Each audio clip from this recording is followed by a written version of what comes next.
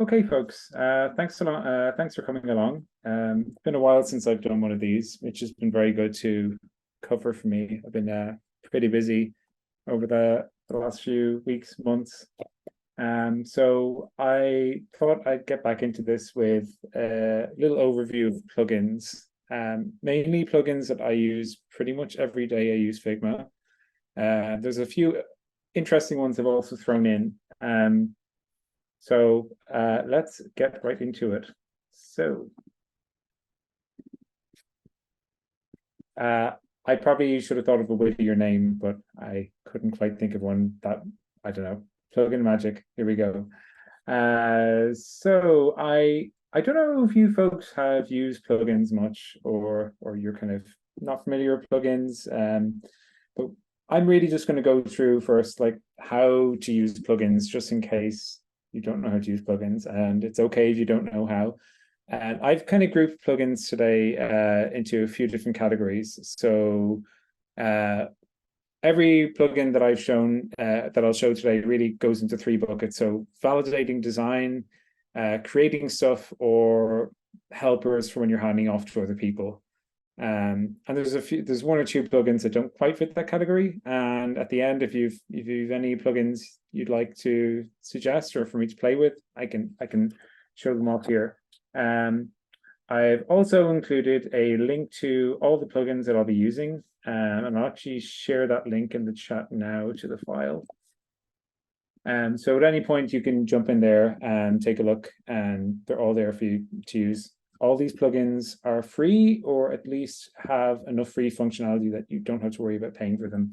There are some paid plugins out there. I'm not really going to go through those for now, and they tend to be pretty specialist.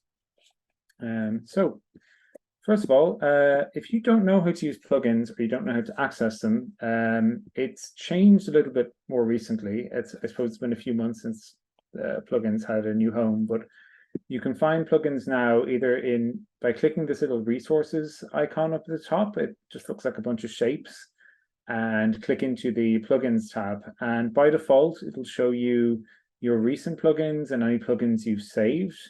And there's also, if you're developing plugins by any chance, you can also access them here. And if you scroll down, it suggests plugins that are happening or popular right now. I really recommend from time to time just to jump into the plugins menu and scroll down and see what it's recommending. You can already see there's a tasty looking word art plugin that I might give a go of later on. You can also press Shift I, which will open this menu, and that's generally how I search plugins. And to actually find plugins in the first place, if you haven't already used plugins or you don't know where to find plugins, if you go to your homepage and you click up in your username, you'll see a thing called Community Profile, and that will open the community page. You can just search for anything you want up here, and plugins will appear. You can also just Google for plugins. They're publicly accessible links, so they'll appear in any Google search. So yeah, as I said, we're going to look at plugins that validate or check stuff, plugins that do cool stuff, and some plugins that can automate things and make handoff much easier. And I really recommend use plugins on a day-to-day basis. Figma has a lot of stuff built in, but plugins can save you a lot of time in terms of automating and doing some actually very interesting things. I found a few plugins that are kind of crazy how good they are. So I'm going to go through these one by one with an example. I just pulled the screen from a random Figma file, and I'm kind of going to use the screen and a few other screens as placeholder screens for showing what each plugin does. So I'm going to first cover a plugin called Stark. You might have heard of Stark. Stark started off as a fairly simple accessibility tool for checking color contrast, but it's since expanded to become a full suite of tools. So I'm going to jump into Stark here. You will have to sign in the first time you use it, but setting up an account is free. And once you do that, you have access to a lot of the features of this plugin without requiring an extra subscription. So, for example, if you pick contrast, you can select any layer, or you can select two colors. So in this example, I'm going to pick this color against this color. Now, at the moment, Stark shows what's called an APCA contrast. You might be used to the WCAG contrast. If you have ever worked in accessibility, you'll hear people say, oh, you need a AA rating. This is a newer form of contrast check that not only checks contrast, but checks contrast on specific sizes of text, for example. So if I select this text layer, it's going to show me that this white against this black is great for everything. And you'll see there's a number here that you may or not understand, but it'll show you can use large text, body text, anything you like. If I select something like this, which is a bit more of a faded text, under this contrast rating, it's basically saying this is not okay. If you're going to use this and you want to pass accessibility checks, at least for APCA, that's not okay. What's also really cool about Stark is it has a bunch of extra tools. So if you go into typography, you can click specific layers. It'll tell you what size it is. It'll tell you if the font size is okay, the alignment is okay. It might seem kind of obvious, but there are some cases where you might have a piece of text on a let's say in this case in a card, and this may not be okay from a readability point of view, both from a contrast and a sizing point of view. There's another feature in Stark that I tend to use the most, which is the vision simulator. So if you don't know, and it's not super obvious, there are a sizable proportion of people among us who have some form of color blindness. Recording in progress. And the most common form of color blindness would be, oh, I think I'm on somebody's mic. I think that might be you, Habib, if you don't mind muting. Is it okay? Okay.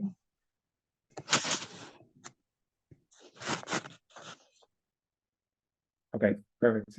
Sorry, I just could hear myself in my ears and it was throwing me off hard. There are various forms of color blindness. So often one thing that you'll see in interfaces is people like to use red for error and green for success. And unfortunately, that is just one type of color pairing that cannot be seen by people with different kinds of color blindness, be that red, green, or I mainly always think of red, green. I don't know what the other ones are exactly. The protanopia. I think is it red, green, and blue, yellow? I can't remember. Oh, I'll have to figure that out afterwards. What I generally tend to do is if I'm working with a design, and that design has only one indicator. So let's say color is the primary indicator of a state, and there isn't like a text label or an icon to represent that. You'll find if I run this simulation for this specific frame, so we have a toggle here. Let's deselect so we can produce all of these, and I'll just pick these three and I'll click generate. You'll see that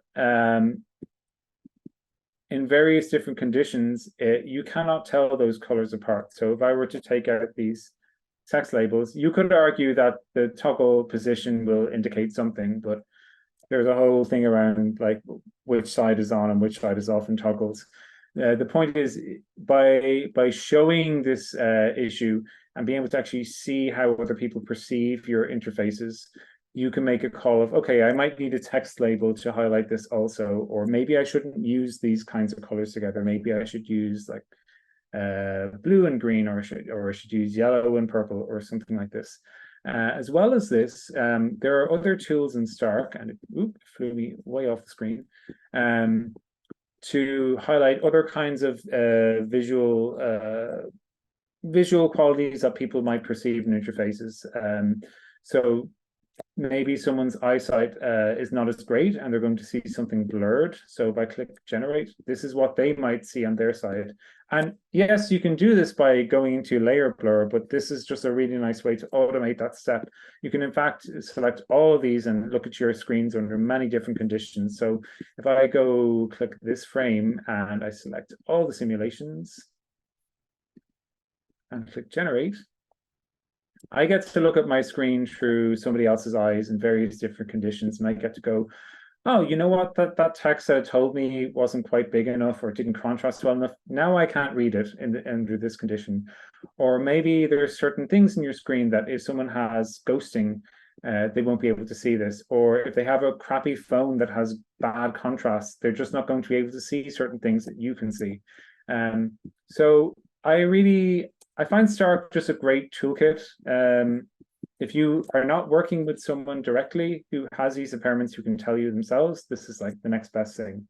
And it gives you a good grounding in, oh, okay, this is how other people perceive the interfaces they use. And you can also take this into stakeholders and say, hey, you might think this is great, but here's what it actually looks like. So the next plugin I'm going to look at is Sweeper. And now, if you work with design systems or you work with more complex component libraries, Sweeper can be really good if you're working with lots of screens and maybe at some point you detached a style or you detached a specific property and you can't identify that one thing. I tend to use this a lot because I work with a white label design system, so I'm often swapping libraries between the product under different client themes, and sometimes I detach one thing and then when I go to swap the library, that one thing doesn't work. So if I go into Sweeper here, it's called a design linter, and the term linter is sort of adopted from code linters. So in developers sometimes use linters to basically sweep through a CSS file and say, hey, this style isn't used anywhere, or this is an invalid property. And so if I click this frame and I click start linting, it's going to give me all the possible errors that it sees. Now, some of these errors may not be actual errors. They may just be things that you've made conscious decisions on and you're aware of. But for example, if I see require effect styles and click the arrow here, we can see that in this case, this person used some effects on their file. So things like layer blur or shadows, and they didn't assign those a style. Now, in some cases, maybe that's fine. Maybe they said, I made that choice because this is a decorative layer and I don't need a style for that. But in other cases, it could be that you had a drop shadow that's common across a bunch of components. And in one case, you forgot to assign the drop shadow style. This will spot it straight away. It's the same if I go through the fill styles, it's automatically selecting the layer that it's identified doesn't have a style. So we can see this is just a color, it doesn't have any style associated with it. And it's also identifying groups. And these are groups where maybe the group has only one layer inside it, or it doesn't make sense for it to be a group. It lists more panels depending on what's available. There are a few settings you can set regarding like what kind of layers it should scan or what it shouldn't scan. Like you can skip locked layers, for example, if you don't want it to go through layers or go through specific elements. But this is a really nice way, instead of you having to go through every single element, particularly if you're working with hundreds of screens, this will quickly say, hey, that blue 100 that you specified for all these layers, you didn't set it here. You should probably set it here. So this is just a way to automate one of those really painful tasks that take hours to do otherwise. So the next plugin I'm looking at is AutoName. So I've taken this example and I've turned it into like the junior designer version. So if I go into these layers, you can see I've given all these these horrible names like frame, blah, blah, blah, blah, blah. And actually, once I was working with a client and they gave us back a file, and someone who was working on that file had a layer called like frame 2 million. And literally like 2 years later, every time I import a part of that file and create a new frame, it starts like frame 2,000,001. So the point of this plugin is basically to try and identify what's in each of these layers and give it like the closest name it can think of. So in this case, I'm just going to run it on this particular file or this particular group. I haven't told it what any of these layers are. It has no context beyond, just do something with all these crazy layers. I don't know what to do here. So if I click name and wait just a quick second, it generates names for as many layers as it can, and it tries to give a name that gives it some context. So for example, it's identified this is a card of some kind. This is a text input container in here somewhere. This is a segmented picker container, which is actually correct. It is a kind of segmented picker container. It tries to visually identify what kind of element is this and what's a name that I can give it that is close. So it doesn't always get it right. It thinks that the Apple, the touch bar here is a slider container. And I guess if you were to look at that element isolated, yeah, you would say it's a slider. It's still kind of smart in that sense. But it's taken a lot of work out of me having to go through every layer. If I'm giving this file to somebody else or I need someone to clean it up, I don't want to give them a layer hell with random frame names. Now, it doesn't name everything. So in this case, I also renamed text layers unintentionally, and it's not going to try and rename a text layer. But this can save a lot of work if you just end up with one of those kinds of files, which is just you open it up and it's like, oh, it's everywhere. Like I don't know what to do with this. So this is a handy little tool. And I do, there was some feature that I was exploring here in the settings where you can import your own model to basically teach it how to name your layers. I didn't really play around with that, to be honest, but maybe there's something there. Maybe it's got an AI component that automatically identifies certain components. So if that's your thing and you're interested in exploring that, absolutely go for it. So they're just the kind of, there's some of the plugins that I use to validate design or to just clean up design. There's a load more, but I don't want to get too deep into them. Some of them are pretty hardcore. So the ones that I'm going to be looking at next are really about content, whether it's creating content or editing content. So this one, I think kind of everyone who uses plugins knows. This is probably one of the most used plugins like ever. It's called Unsplash, and I think anyone who's a designer has at least heard of Unsplash. So what I like about the Unsplash plugin is not necessarily that I can just access the images, but that I can immediately apply them to layers. So if I search, I'm trying to search for this, no, I can't find it. There's some generic image that everyone always has in all their design things, but with the smiling girl. She's wearing a red top. You've probably seen her before. She's in every case study I've ever looked at. But if I search for smiling girl here, there are some images that are premium, but they are marked, so you can avoid them. Actually, let's search for something more fun here. Let's search for cat.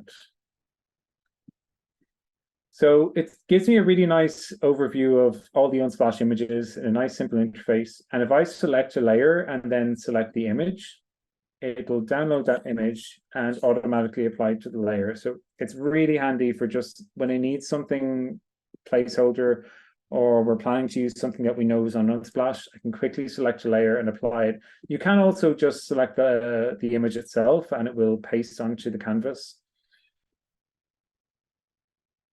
So you get I don't know if it's a full res image, but it's a pretty high res image and you can choose to use that as you see fit. And as an aside, if you ever get an image like this and you want to put it inside a shape, there's a really fast way to do that. You can either right click and click copy properties, which is in the copy and paste this menu, or you can just do, I think it's Control Alt C or Command Alt C if you're on Mac. And then when you do Command Alt V, it'll just paste the image inside there. You don't have to make a frame and paste the image inside. So yeah, Unsplash is a really handy little tool. I still use this when I need something that looks like high fidelity and I don't happen to have like given images available. Another tool that I've been using quite a lot because in my company we've been doing a lot of mock-ups of an app we just released. There's a tool called, it's actually called Mockup. I thought it was called Mockups, but it's actually just called Mockup. And Mockup is a really simple plugin that lets you put your screen into various device frames. Now, there are some paid mockups, but I found the free mockups are also pretty good. So if you click latest free mockups in the plugin, and you have a bunch of plugins that you have a bunch of device frames that you can use for various different device types. So there's laptops, there's tablets, there's phones, there's some like poster style things that it can apply the image to. And so, for example, if I select this, I think it's an iPhone 15, I can select the color of the iPhone, which is kind of cool. You may not just want a generic black iPhone. And then I can select the output size. So you can have an output as big as 6,000 pixels width, which is pretty huge. You'd want your source image to be not have any pixely images for that. But if I select this, for example, and I click plus, any layer that I select, in this case, it's this app screen, it does a check to make sure it's all sized up, and I'm pretty sure this is already good to go. And if I click continue, it's going to stall for a second, and oh, there we go. It shows what that's going to look like, and if I click paste in Canvas, I get a pre-formed, transformed version of my screen on a mockup, and it looks pretty realistic, provided that you've put the right spacing on the various device elements. I think this is an awesome plugin. I like it's really good. If I need to quickly do a presentation for a stakeholder and I need to just show a quick mockup, I don't want to have to go into Photoshop and like paste this into a frame. Even if I have a template ready, I can just do this super fast within Figma, which is awesome. So the next plugin I'm looking at is slightly more advanced. But if your app works with animations, I would really recommend this as a way to bridge stuff that you might play with in Smart Animate and actual outputs that developers can use. So just to give you some preface, Lottie is the name of a framework that basically lets you create animations which you can output either as animated SVGs or inside a JavaScript framework called Lottie. And if you've ever used an app that has really nice smooth animations that maybe change when you interact with them, or when you press a button, it does like a little flashy animation, it's probably done in Lottie. So what I really like about this plugin is if you've ever done a prototype where you created a little animation, the thing is nobody can do anything with that animation. It is a Figma specific thing. And if you just give that to developers without any kind of handoff standard, they have to sort of go, like, what do we do with this? And that's really, it's not fair on developers to give them that kind of work to do. So you can make an animation in Figma. And with this plugin, you can turn it into a GIF, or you can turn it into a Lottie file. And if you give that code to developers and they have this library installed, they just have to go, oh yeah, insert that. And you have exactly the animation that you created. So I'll jump into this plugin, Lottie files. There are some premium features in this plugin, but from my experience, the base features are just fine if you're doing simple stuff. So when you open it, it actually gives you a bunch of animations that you can input into your design. And if you actually happen to be making animations in Lottie, you can quickly import them into Figma as GIFs, and they'll play in prototypes just like the real thing, which is really nice. So I pulled this example from a design file which had a bunch of Figma Lottie animations, and I picked this cute pumpkin animation.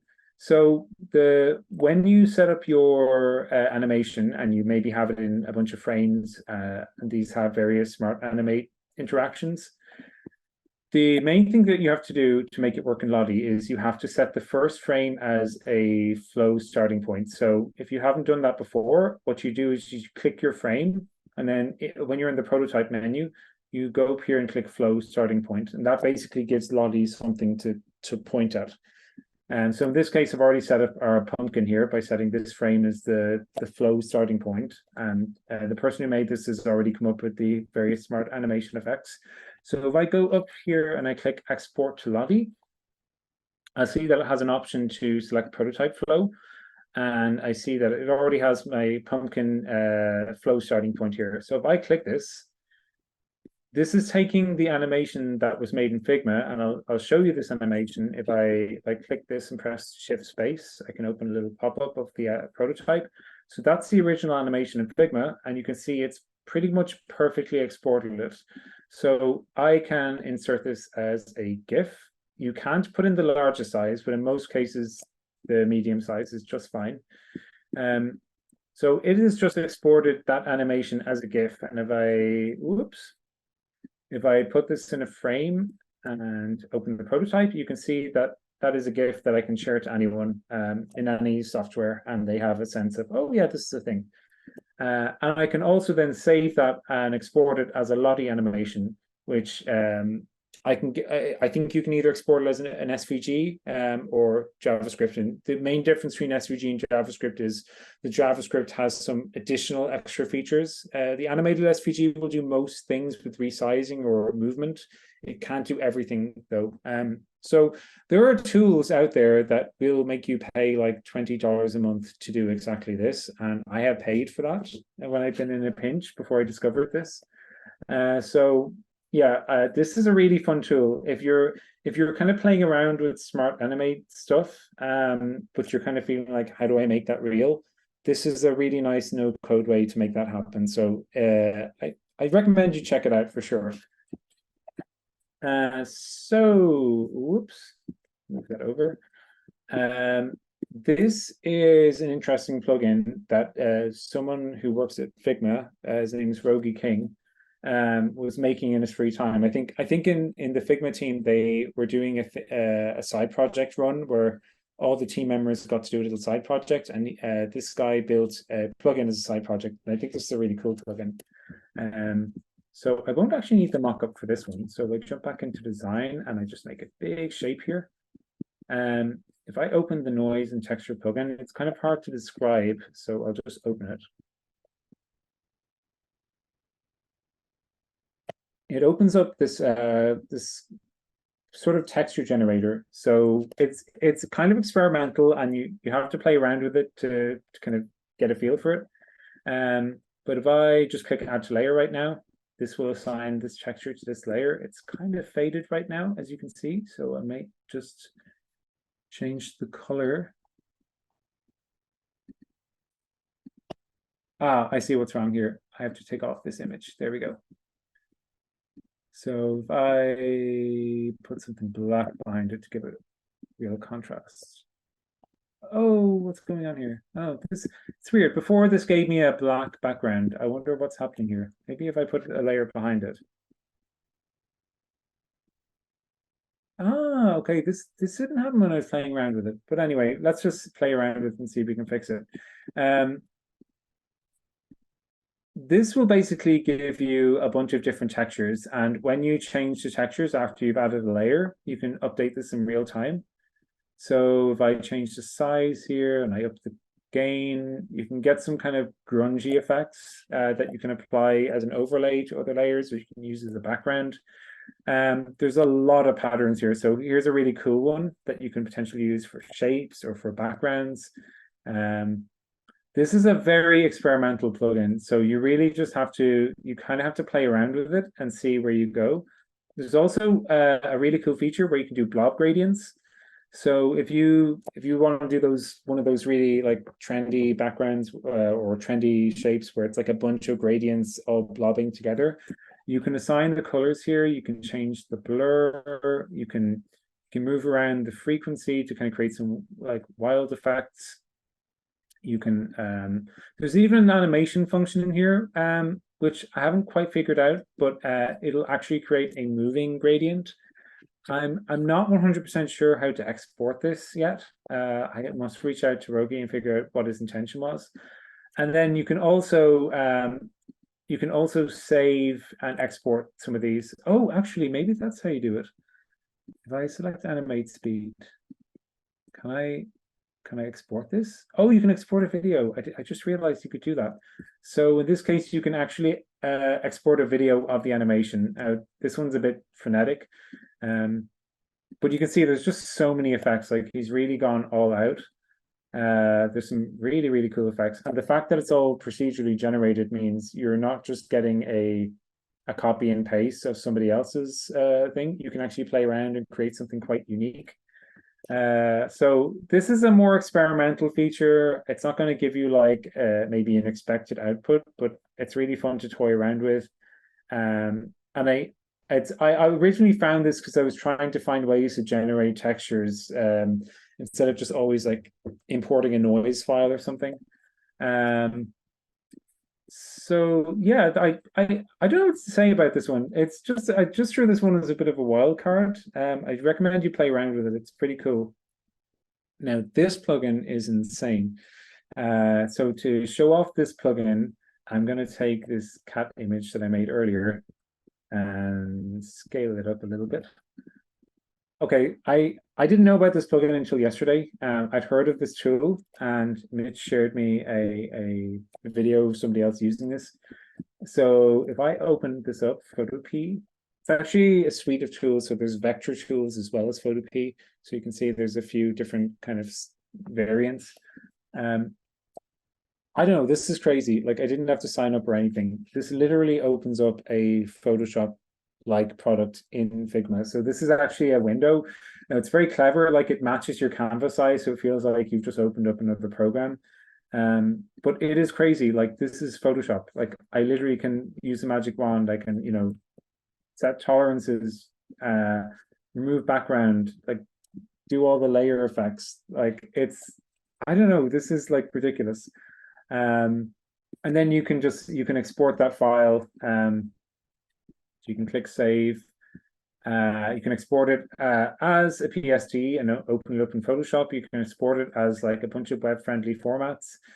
You can even export MP4. I don't know what that's about. I didn't go that deep in it. I don't know if it does video effects, but like literally this is crazy. Like it opens up so fast. It opens up faster than Photoshop.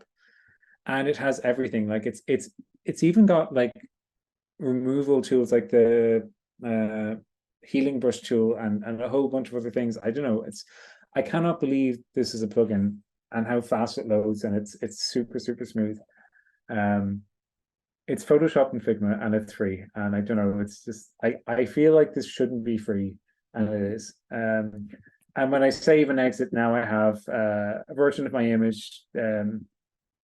So I can just immediately go back to my file and continue on. So if you were given an image and you need to remove the background, and maybe one of the stock photo removal tools doesn't do it, you can just go in. If you know how to use Photoshop, you can make a fine selection, you can feather it, you can use the pen tool. This is crazy. Like the web has gotten so crazy. So that's kind of a high level overview of some of the creation plugins. There is one other plugin that I should give an honorable mention. How will I best show this plugin? I let me think. Okay, I'm gonna use a related plugin that I use all the time. It's an icon set called Phosphor Icons. And I'm gonna pull in an icon of an alien head. And then I'm going to open this plugin called Vector to 3D. This I don't know how useful this is, but I just thought this was pretty cool. So this is a tool. Someone I follow on Twitter is making this tool, and basically, it's still in early access. It's still not fully flashed, but you can basically select a layer, and in this case I might have to select a flattened layer. So let's just jump back into Phosphor real quick. Maybe I need something like this with detached shapes. And then back to vector. Okay, it'll work for this. So you can select a vector shape and it will create a 3D image from it. And this works well for the likes of logos. It doesn't work for every shape. So if I click convert from selected, is it going to update? Oh no, what have I done?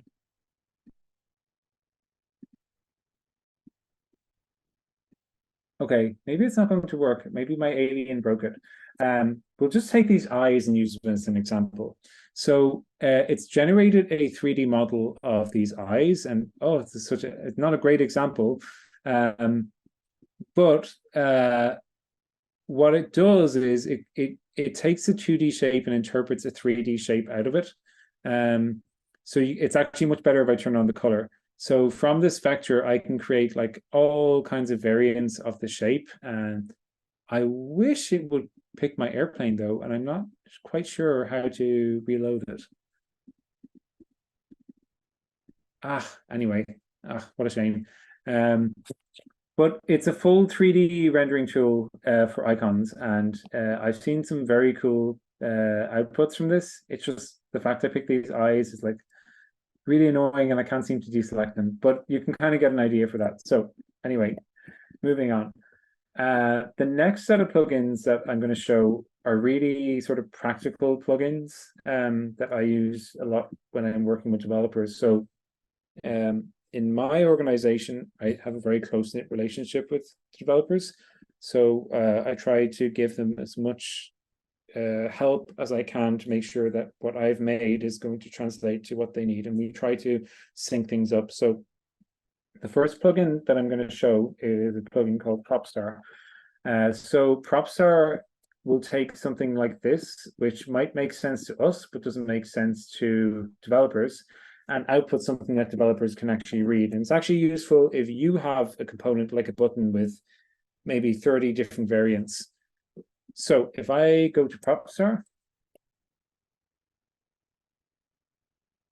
when I open PropStar, it's going to give me two options, an embedded or a standalone table. And what that basically means is, should it create a table that you can drag around, or should it create a table that's like locked to the page? And this might be useful if you maybe work with a bunch of other editors and you don't want them to accidentally drag the whole grid off. So when I click create standalone table, what it does is it outputs a full table. It's like a cross-reference XY table of all the variants that it can identify. So it does require you to name your variants with a little bit of intent. But what you can see is it's showing like all of the icon faults in large, default, small, and then with the icon in large, default, and small. And it just means that anyone who's reading this file doesn't necessarily have to fish around your file and go through every variant to find the specific property they need.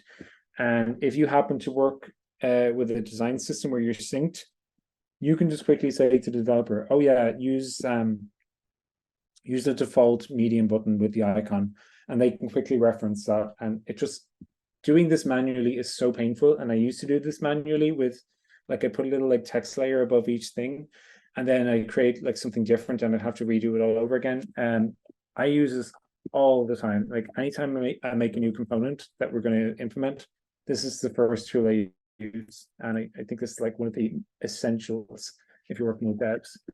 And another one that I use that is I consider essential, and it automates a lot of nuisance work, is a plugin called H-Shape Specs.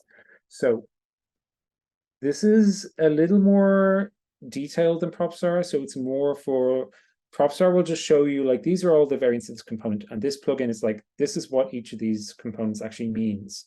So if I open this plugin, it gives me a few options for what kind of things I want to show. So I'll just select everything for now. There are some pro features if you happen to use variables or tokens and you're a bit further down that rabbit hole. But I find the free version is good enough. So I'm going to create the specs, and what it'll do is it'll create this frame, and it starts off with button. This is what's in button, and it'll say it's got this icon component, it's got this text layer, and the whole thing is called button. And then it goes through all the properties. Oh, it uses like this color, and these are all predefined styles.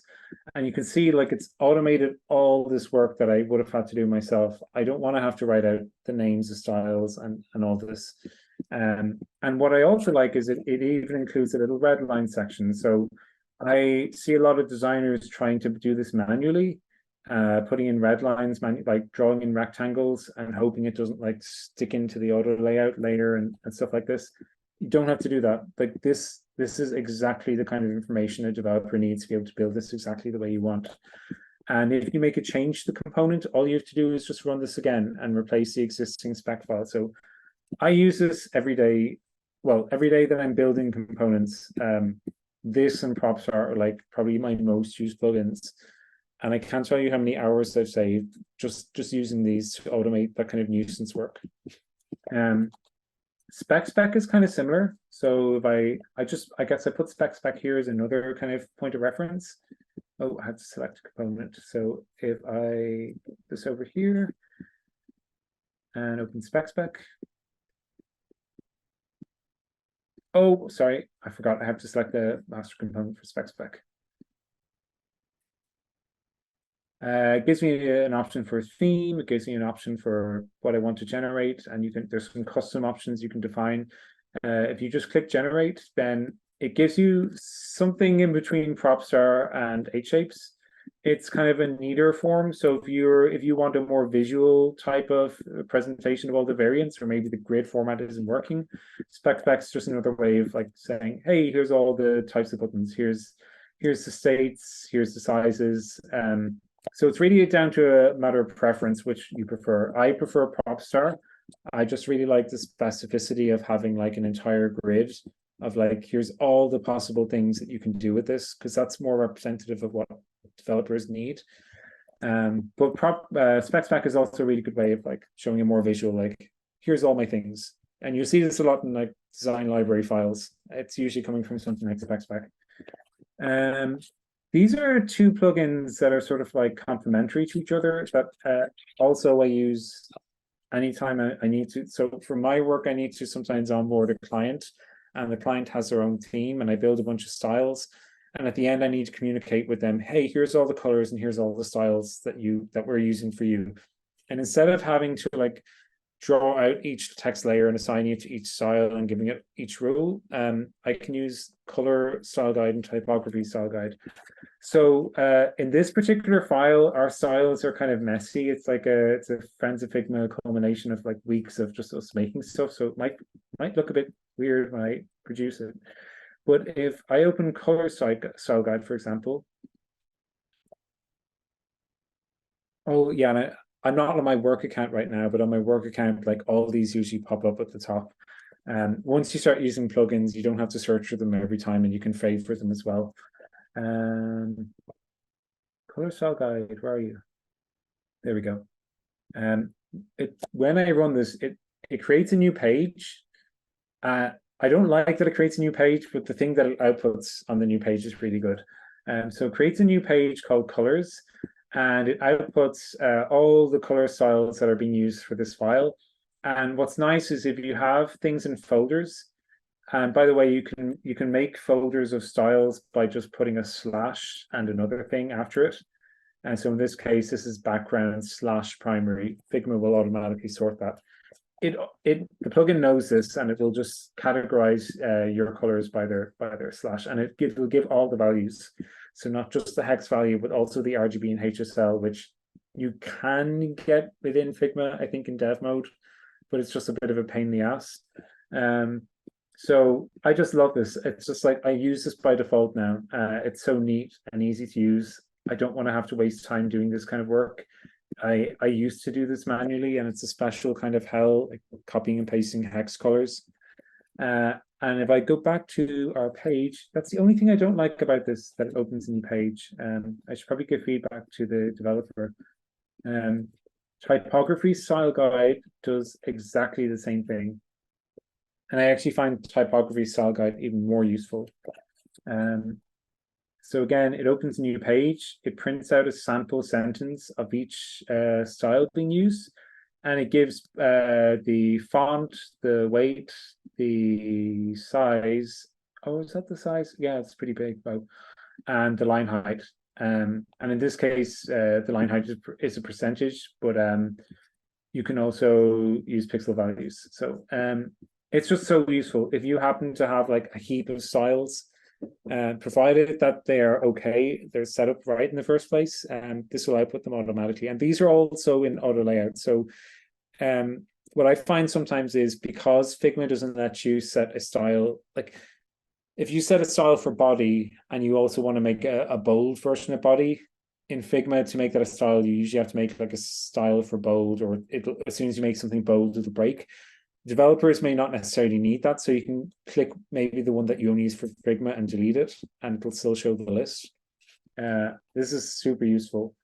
And there's a bunch of plugins that do something similar to this, and maybe they're better, or maybe they're more suited for you, but my preference is these two. So the last plugin that I'm going to show, at least unless there's some wacky plugin that anyone would like to share, is, I think this is so good. When I first discovered this, I was so happy. So I don't know if you've ever been in this situation, but if you've tried to make a presentation in Figma or a slide deck, or you need to output something for people, Figma has a handy export feature and you can export to PDF. But something in Figma like doesn't handle PDFs very well. So if you imported like a really high resolution image and you scaled it down, even if you export that as PDF, Figma does not have any option to downsize that image or downsize elements. So sometimes you maybe like someone said to you, we need a presentation like tomorrow, and you're like, great, I'll do it in Figma. It's so easy. When you export that as a PDF, it ends up being like 64 megabytes or something crazy. It outputs completely uncompressed. You can like go through, there's some certain hacky ways that you can compress that PDF, and I've done all the hacky things. And I used to have this really weird workflow, like where I'd save it as a PostScript file, and then I'd open it in Adobe and then save it as a PDF, and it would fix everything. But this plugin, like, it automates all that, and it's so good. So like I can't get over how good this plugin is. Like it's unreal. If you're doing presentations, so if when I open this plugin, I hope it loads for me. Oh great, yeah. I wasn't sure if it had to log in for this. Okay, I've got a lot of layers in this page, so we'll have to give it a second to load all of these. I don't actually want to export all these, but it'll identify, if you have a page with just slides, it'll immediately pull up all the slides. And in this case, can I? Yes, great, I can. I just want to select, like, let's say these slides. And I wanted to, oh, actually, oh, oh, they're inside a frame, maybe that's it. So if I select all these and pull them out of a frame,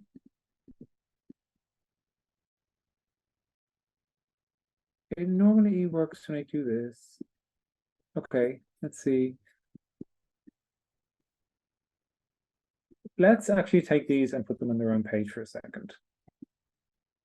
There we go. No. Oh, this wacky thing. I should have just made my own slides. I thought this would work fine. It's pulling all these sections and it's not selecting them all. I'm really annoyed now. I wonder why that is. Okay, in this case, we're just going to pick one slide.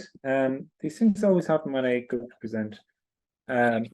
If I select this, or if I select a bunch of slides, and normally it populates. In fact, I wonder, is there something I can pick up here from my previous page? Okay, that's better. So I just went to an older page here, and it's actually picking up all the frames correctly. It'll pick up all the frames of the page, and you can select the quality that you want. So maybe if it's just like a small presentation, you don't necessarily need the images to be all high fidelity. It'll also let you pick a size target. So if you're really picky and you're like, I don't want this file to be more than 3 megabytes, you can do this. It'll just take a little longer to tune. So let's say I'm being really picky. I don't want this to be more than 3 megabytes, this PDF. I need to send it over Teams. You can select your files, and when you select create PDF, it'll just confirm that is this the order that you want these pages in, and you can set the order of it screwed up somehow. And when you click export PDF, it'll take a while to optimize and build that. And when it's done, it'll say, oh, you saved 10 megabytes or 20 megabytes. And then I get a prompt to save it on my desktop. And literally, like if I were to export this PDF, even just these 5 frames, I'm guaranteeing you it'll be like 20 megabytes. The file that it just output there is like, let's see. Oh, it's 536 kilobytes, like crazy. It's such a cool tool for just automating. Anytime you make a presentation, you need to export slides. It just automates all that. And it's got a few other features as well. You can make a GIF of anything you put into it. You can also take an image inside your file and compress that image without having to leave the file. So you don't have to put it into another piece of software, or you don't have to manipulate it afterwards. Now, the thing about this plugin is it says that it has a limited amount of uses. Like I think after you do it, after you use it, oh, there we go, 11 free uses left. I don't know, but for me that resets quite frequently. So I'll say your mileage may vary. If you use this very heavily, it might be a case to upgrade. But I found I use it infrequently enough that by the time I like need to use it, it's like, oh, you have 12 things left again. So that's I think this is a really cool plugin. And I wish Figma would fix this issue of file size because PDFs are really bad in Figma. So that's kind of it for my selection. In the file, I've also included the links to all of these. And again, you can find these by just searching them online, or you can click the links here, or you can open a community page and it'll like you can browse files and plugins and there are also widgets in Figma. I didn't really cover widgets. Widgets are kind of a weird thing. There's only one widget that I've ever used in Figma. I'll maybe briefly show it. Oh gosh, if I can even find it. I think it's called Humans Annotations. Yes. So the only difference between a plugin and a widget is when you run a plugin in Figma, only you can see that plugin. Whereas if you run a widget in Figma, everyone else can see that widget. It's actually a layer on the page. And widgets usually have some like extra features, like they have extra fancy things that you can put in. So in this case, this is just a fancy annotation plugin. And it'll let you like set, different categories for an annotation. I think there's also some widgets for timekeepers. And I know there's some like widgets for automatically generating things. But I don't know, widgets I think are weird. Like I don't think really they're intended for Figma. They're just things from FigJam that happen to be workable in Figma. Like if I search widgets, what does it even pull up for me? Markdown notes, rating stars. Oh, there's action stickers, there's votes. I've never really used widgets, but they are there also. They're just not quite as flexible as plugins. So yeah, that's it from me. I hope that was of some help. لا If لا anyone بعد has ما any عاد كلمة. questions, yeah, please feel free to shout.